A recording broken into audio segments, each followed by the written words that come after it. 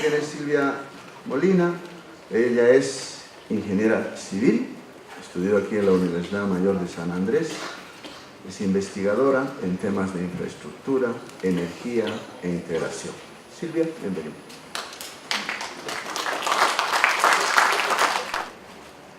Buenas noches, muchas gracias y nuevamente un placer estar aquí en la universidad del centro que es precisamente donde me formé y en este tema que tiene que ver con no solamente el sector energético sino precisamente con toda la relación con la economía del país y con la economía de la región. Cuando hablamos de integración energética, en realidad hablamos en cómo nos insertamos en las relaciones con los países sudamericanos y con el contexto mundial. Es decir, cómo se inserta Bolivia en el contexto sudamericano, cómo se inserta Sudamérica en el contexto global. Cuando se trata de hablar de energía, también vemos una multiplicidad de actores y una multiplicidad de procesos que tienen que ver cada uno con precisamente el futuro de nuestros países y la crisis que en este momento puede ser económica, climática, ambiental, etcétera, que nos preocupa a todos los países. En ese sentido, esta exposición va a tocar precisamente ese proceso de cómo nos hemos ido insertando en esa llamada integración y qué significa esa integración para Bolivia y para Sudamérica.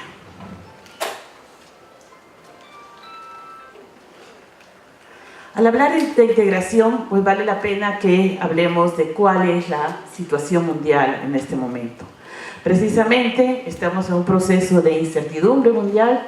El sector energético tiene un panorama de volatilidad de los precios de las materias primas, particularmente el petróleo, ampliamente debatido. Hay condiciones mundiales que están generando este proceso.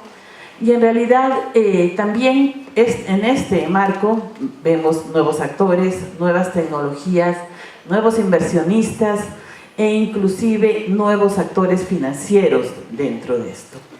Por otro lado, es claro, tal como le explicaba Juan Carlos, pero también en el contexto mundial, la preponderancia de los combustibles fósiles, principalmente el petróleo, eso no varía, sigue siendo muy fuerte a nivel mundial y en Sudamérica, y es una situación que también está relacionada pues precisamente por años de elevados precios de las materias primas, que obviamente los países han estado en la búsqueda de ganancias. Por otra parte, en el debate internacional hay varios aspectos que son permanentes. Entre estos, la seguridad energética, vista como un proceso en el cual las empresas, los países buscan tener esa seguridad al acceso de la energía, seguridad para el consumo principalmente de la industria, pero también para el consumo doméstico, consumo de transporte. Bueno, por otra parte, un tema permanente, lo vemos en las reuniones, en los acuerdos de París, en las COP de cada año, etcétera, está precisamente el tema de la energía limpia, de la reducción de emisiones, de la reducción en la producción y el consumo de combustibles fósiles. Son temas permanentes en el debate internacional y en el debate que también está inmerso Bolivia y está inmerso todo el continente. A partir de Río 92, el tema ambiental está presente en cada una de las políticas de los países y ha sido muy interesante la visión y muy clara la que nos da Juan Carlos, el verdadero rumbo que vamos en este sentido en Sudamérica. Yo voy a mostrar de alguna manera cómo es lo que vamos a nivel mundial y cuáles las verdaderas perspectivas. Por otro lado, un tema bastante importante que se está debatiendo también en estos espacios internacionales es el acceso al suministro de energía. Bueno, la Comisión Mundial de Energía, que es el mayor espacio mundial de debate en términos de energía, que reúne gobiernos, academia, empresas, etcétera, prevé que en el corto plazo no va a haber cambios en relación al uso de combustibles fósiles y las energías renovables obviamente mantendrán o se preverá ligeros cambios en el corto plazo, precisamente porque en todo este periodo analizado hasta ahora, hasta el 2015 o 2016, hasta el 2015, los elevados precios han marcado una situación mundial.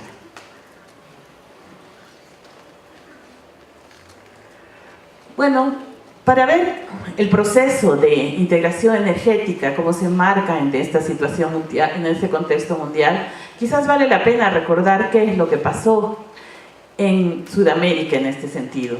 Por una parte tenemos los años 80, marcados precisamente por el inicio del neoliberalismo, por el proceso de apertura comercial, la inversión extranjera directa, la liberalización financiera, y precisamente la privatización de las empresas de energía y de electricidad en todo el continente. Empezó en primer lugar Chile, pero prácticamente seguimos todos los países un proceso que fue de venta precisamente de las empresas. En Bolivia fue la capitalización. Los años 90 nos encontramos en un proceso de continuidad de esta situación, es la que se llamaba las reformas de la segunda generación. ¿Por qué se da este proceso en los años 90? Precisamente porque las instituciones financieras multinacionales, las que en la primera etapa de los años 90 insistían en este proceso de liberalización financiera y desregulación, llegan a la conclusión de que no se había alcanzado los objetivos. Estas instituciones llamadas las del Consenso de Washington plantean a partir de los años 90 la profundización de este proceso, es decir, nuevos marcos regulatorios, nuevos marcos jurídicos para el accionar de las empresas.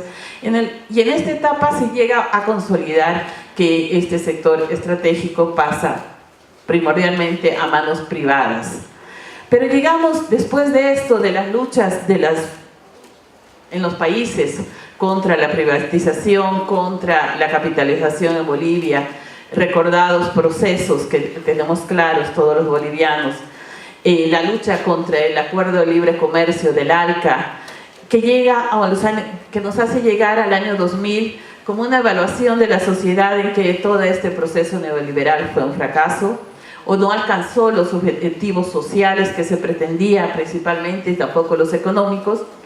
Y entonces también llegamos a los años 2000, que los precios de las materias primas están en un acelerado crecimiento, el mapa político sudamericano cambia, tenemos en este momento, tenemos a partir de estas luchas contra el ALCA y contra el libre comercio, los llamados gobiernos progresistas, mayor incentivos o unas políticas dirigidas a la nacionalización de los recursos, pero también significa estos precios de las materias primas y particularmente de los combustibles fósiles de potenciamiento de la industria extractiva. Y bueno, el significado en esta etapa precisamente es que no solamente Bolivia, sino Sudamérica llega a una etapa de reprimarización de nuestras economías. ¿Cuál es el motivo por el cual llegamos a este proceso de reprimarización de nuestras economías? Precisamente porque la principal fuente de los recursos económicos para los países productores es precisamente la venta de hidrocarburos, de energía, de gas, en lo que estamos plenamente insertos. Eso significa que resultamos viviendo de la renta de los combustibles y de la producción de hidrocarburos y de gas y de la venta y de la exportación. Bueno, también hay nuevos roles, hay una nueva distribución política en las regiones, es decir, surgen nuevas economías. Me refiero a los países llamados de los BRICS, o sea, Brasil, Rusia, India, China y Sudáfrica. En el caso sudamericano es clara la preponderancia y el poder político, económico, el comercio que tiene Brasil. Resultan convirtiéndose en potencias regionales. Estas potencias regionales pues marcarán el rumbo de lo que significa el comercio, la integración energética del continente. Y el proceso de integración, por tanto, es fuertemente impulsado. No olvidemos que a partir de los años 2000 tenemos el impulso, particularmente al 2003, el impulso del presidente Ignacio Lula da Silva a todo el proceso de UNASUR, el discurso de la integración como proceso integral, como un proceso amplio, político, económico, cultural y social. Ese es el discurso que se nos plantea a partir de los años 2000. En el caso boliviano, la mirada hacia Brasil como el hermano mayor, y además esa economía brasileña, precisamente con la inserción de grandes capitales extranjeros que demandan precisamente para ese sector industrial recursos y particularmente energía. Bueno, ¿qué vale ese resultado a partir de esos años y de ese proceso de integración hasta ahora? Que tenemos nuestras economías sensibles a los ciclos de las materias primas, los vemos en este momento, cada vez llegamos a nuevas políticas, no solamente Bolivia, sino lo vamos viendo más claramente en Sudamérica. Llegamos a nuevos procesos de privatización, medidas de ajuste. Lo que se busca es inversión extranjera, y se van llegando a la flexibilidad de una serie de medidas que van generando conflictividad. Me refiero a los estándares sociales y ambientales, laborales inclusive, van reduciéndose como parte de las medidas de ajuste. La carga impositiva a la población va en crecimiento, precisamente para dar respuesta a esto en caída sostenible de los precios de las materias primas. En ese contexto, y esa es la situación que vemos en este momento, ¿qué es lo que pasa con la integración energética? Quizás vale la pena primero que veamos esto. La producción de hidrocarburos ha ido creciendo exponencialmente, o potencialmente en realidad, en los últimos años. El consumo también tuvo un periodo de elevado crecimiento relacionado precisamente por el crecimiento de la economía china, pero el crecimiento de la economía china ha bajado, y es claramente que tenemos en este momento una crisis de sobreproducción que tiene varios factores, pero también vemos a partir del 2014 una bajada de los precios de las materias primas que están configurando el escenario actual. Entonces, en términos de integración energética, ¿qué es lo que ha ido sucediendo en todo este periodo? Una de las situaciones más claras es que lo que tenemos, que los primeros proyectos que son llamados por instituciones supranacionales de integración o de integración energética, como los primeros proyectos de integración, son precisamente las centrales hidroeléctricas.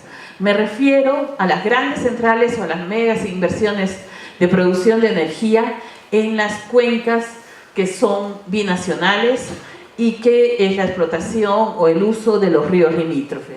En este contexto, que parte de los años 70, en realidad de 1964, 70, en épocas de dictadura en varios de los países de la región, tenemos Salto Grande, entre Uruguay y Argentina, Yacyretá, entre Paraguay y Argentina, y el más grande proyecto Itaipú, de 14.000 megavatios entre Brasil y Paraguay.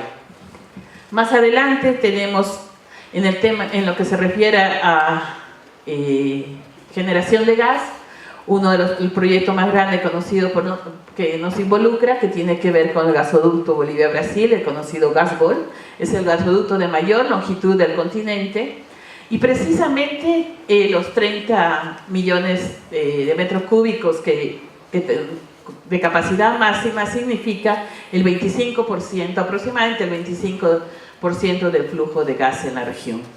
Este proyecto precisamente es el que ha significado que Bolivia sea claramente exportador de energía y de gas en la región. Bueno, estos proyectos, tanto en la década de los 70 o los que se han desarrollado hasta ahora, tienen una característica, una conjunción de empresas públicas, empresas privadas, instituciones financieras y también instancias regionales de coordinación que forman parte de estos proyectos. Y en todo este este recorrido de lo que tiene que ver con la integración energética regional, que tenemos una multiplicidad de instituciones que involucran gobiernos, empresas de petróleo, etc. Tenemos ARPEL, que involucra a las empresas de petróleo de los países junto a las empresas privadas, el CIER, que de ser integración eléctrica regional pasa a integración energética regional, el OLADE, que tenemos el gusto de contar con una representante ahora, Organización Latinoamericana de Energía. Tenemos también la CAN, que en un momento dado tuvo un fuerte impulso a la integración eléctrica de la región andina, el Mercosur, que dentro de sus políticas promueve el comercio de la energía. Son una serie de organizaciones que siguen actuando en este momento con esa mirada de la integración energética. Pero también a partir de UNASUR, es decir, a partir de los años 2000, la declaración de presidentes sobre integración energética, tenemos el Consejo Energético Sudamericano. Es a partir de ese momento, como decía, que se sientan ciertas bases para una integración de manera más integral, pero que en los hechos veremos que no hay grandes avances. ¿A qué me refiero? Vemos en este mapa que las centrales de interconexiones eléctricas internacionales tienen una característica. Estos son proyectos binacionales, no tienen nada que ver con acuerdos o con tratados de complementariedad, de cooperación, sino son comercio entre países, entre empresas en las que forman parte instituciones financieras. En el caso de integración eléctrica, esa es la situación, y en ese marco también se desarrolla o se plantea el Plan Nacional de Desarrollo cuando se plantea el desarrollo de 8.000 megavatios de producción para el comercio con los países vecinos. La situación en términos de gas es exactamente lo mismo. Toda esta temporada, así se llama integración, todo se ha tratado con acuerdos binacionales de comercio, acuerdos binacionales que tienen que ver precisamente con ganancias, con negociaciones de gobierno a gobierno en el que intervienen empresas, pero no estamos hablando de un proceso de complementariedad e integración. Eso me refiero que si en un momento dado se hablaba del gasoducto del sur o del anillo energético sudamericano, los grandes proyectos planteados desde el ALBA o desde Chile en un momento dado no avanzaron más y estamos hablando solamente de acuerdos de comercio entre los países. Entonces, en este sentido, podemos hablar de una realidad en la integración energética. La energía es vista plenamente como mercancía, no está vista en las relaciones entre los países de otra forma, no está vista como una manera de buscar mecanismos para transformar la matriz productiva de los países en la transformación de la matriz productiva de la región. En realidad nos especializamos en la venta de energía. Esta es la última diapositiva, que en los hechos muestra eso, que la matriz energética tiene esos acuerdos y negocios bilaterales. Por otra parte, no hay un horizonte de integración en las relaciones energéticas, es decir, que no estamos planificando la región ni nuestra inserción en la integración regional con una visión integral. Simplemente estamos comercializando energía y estamos buscando la renta a partir de este comercio. Por otra parte, y que creo que fue mucho más claro la exposición previa, en que en este desarrollo, en este comercio de energía, tampoco hay una visión de desarrollo sustentable en la región. Es decir, estamos dirigidos a la explotación de cada vez mayores volúmenes de recursos, pero en ningún momento estamos teniendo una mirada hacia los efectos en términos económicos, en términos de sustentabilidad en las matrices energéticas regionales y en las matrices particularmente de Bolivia. Y bueno, todo este periodo que es lo que nos señala que se consolida en la matriz o el modelo primario exportador, no solamente Bolivia, sino el modelo primario exportador también sudamericano, Y además es más fuerte el caso de Bolivia, que no tenemos tenemos una baja productividad y tampoco tenemos un gran desarrollo industrial. Más aún, esa escasa industria, también lo hemos visto, es de importantes emisiones como generadora de riqueza. Y por último, bueno, las perspectivas de los combustibles fósiles seguirán siendo la principal fuente de abastecimiento, la óptica mercantil, la planificación a partir del mercado, probablemente sea lo que se mantenga, y esos son los temas que precisamente este evento nos convoca a debatir. Muchas gracias.